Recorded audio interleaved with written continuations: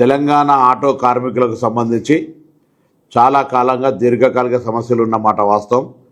వాటిని గతంలో కూడా పరిష్కరిస్తామని చెప్పి దాని తదుపరి పని ఒత్తిళ్ల వల్ల మేము మళ్ళీ సమన్వయం కాకుండా పరిష్కారం కాలేదు. కానీ ఈరోజు రవాణా శాఖ కమిషనర్ ఇలంబర్తి గారి నాయకత్వంలో మా additional transport commissioner, joint transport కమిషనర్లు ఆటో కార్మికులతోటి చర్చలు జరిపిన సందర్భంగా ఈ సమ్మెను నివారించి ఆటో కార్మికులు ఎదుర్కొంటున్న సమస్యలు పరిష్కరించడానికి ప్రభుత్వం సానుకూలంగా స్పందించిన మాటని ఈ సందర్భంగా తెలియజేస్తా ఉన్నాను. ముఖ్యంగా ఒక అపోహ తెలంగాణ ఆటో కార్మికులు యాజమాన్ల మధ్యలో ఇబ్బంది కలిగింది.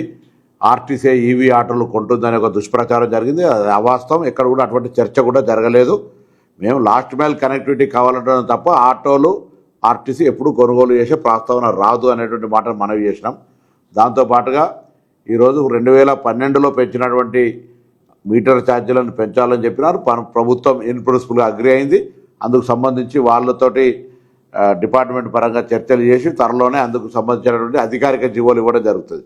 దాంతోపాటుగా ఈరోజు హైదరాబాద్లో సంక్షేమ బోర్డును ఏర్పాటు చేయడానికి సంబంధించి కార్మిక శాఖతోటి దాని కొంత సెస్ రూపంలో దానికి సంబంధించిన కొంత రవాణా శాఖ, కార్మిక శాఖ కలిపి శాసనసభలో కొంత దానికి సంబంధించినటువంటి సవరణలు చేయాల్సినటువంటి దృష్ట్యా దాన్ని కూడా చేస్తామని ప్రభుత్వం తరఫున అంగీకరిస్తూ ఉన్నాం.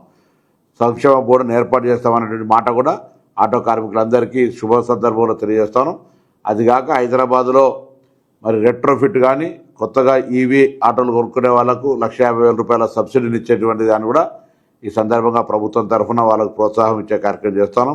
దాంతోపాటుగా మరి ఒక యాప్ ఉండాలి.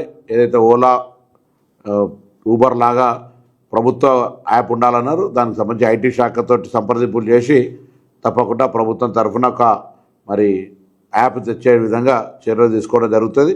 మిగతా అగ్రిగేట్ సంబంధించిన పాలసీ కావచ్చు, ఇతరత్ర అన్ని సానుకూలంగా చేస్తూ వాళ్ళు 12,000 రూపాయలకు సంబంధించిన అంశం కూడా ప్రభుత్వం పెద్దలతోటి గౌరవ ముఖ్యమంత్రి గారు, ఉప ముఖ్యమంత్రి, సహచర మంత్రులతో చర్చ చేసి ఆ అంశానికి సంబంధించి కూడా వాళ్లకు వీలైనంత తొందరలో మరి ఒక సానుకూలంగా స్పందించే విధంగా తీసుకుంటామనే మాట ప్రకారంగా జాయింట్ యాక్షన్ కమిటీ మీద వచ్చినటువంటి సంఘ ప్రతినిధులందరూ మా ట్రాన్స్పోర్ట్ కమిషనర్ తదితర అధికారులతో జరిపిన చర్చల్లో సమ్మెను ఉపసంహరిస్తామనే ప్రకటన చేసిన సందర్భంగా వారికి అభినందనలు. తప్పకుండా నేను రవాణా శాఖ తరఫుగా ఇంతకుముందుగా ఆర్టీసీ కార్మికులకు ఏ విధంగా హామీలు ఇచ్చి అమలు చేస్తానో ఆటో కార్మికులకు సంబంధించి కూడా ఎక్కడ ఇబ్బంది లేకుండా తెలంగాణ బిడ్డలుగా వాళ్ళందరికీ కూడా న్యాయం జరిగే విధంగా ఈ ప్రభుత్వం రేవంత్ రెడ్డి గారి నాయకత్వంలో చేస్తుందనే మాటని సందర్భంగా తెలియజేస్తున్నాను.